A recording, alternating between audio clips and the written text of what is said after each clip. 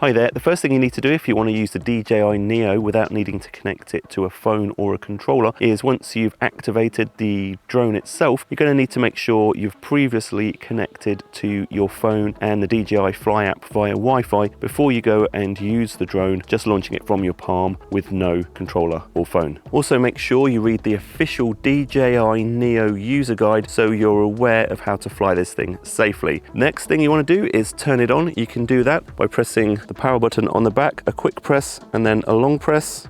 Then you'll see the propellers move around and the familiar DJI twinkle sound. The next thing you can do is choose one of the flight modes, and you do that by pressing the button on the front. Each time you press a button, it's going to give you an audible indication of what the mode is.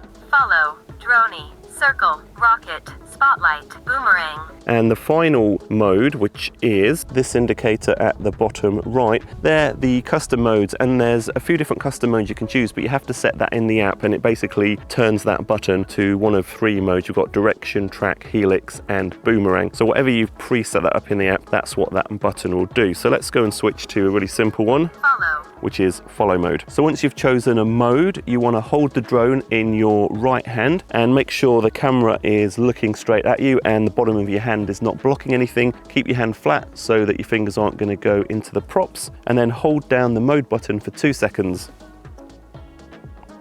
Medium. Follow. 3, 2, 1.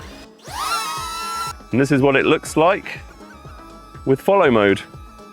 When the drone's finished its maneuver, it's going to hover in place and wait for you to do a palm landing. Make sure it is hovering in place and it's still not in the middle of a movement. And then extend your hand towards the drone, palms flat. Put your palm underneath the drone and it should land straight into your palm. Also, don't forget that you can set some of the defaults for these modes. So to do this, we just used follow mode on the drone. Go to the bottom right and tap settings, then tap on the mode you want to set the defaults for. Before we had the follow distance as medium and the follow height as flat. Let's go and change this to high and far and then go back. What I'm going to do now is I'm going to go and exit the app, and I'll show you that the buttons are now going to reflect those changes in the settings. All right, so here's the drone again. I'm just going to cycle through.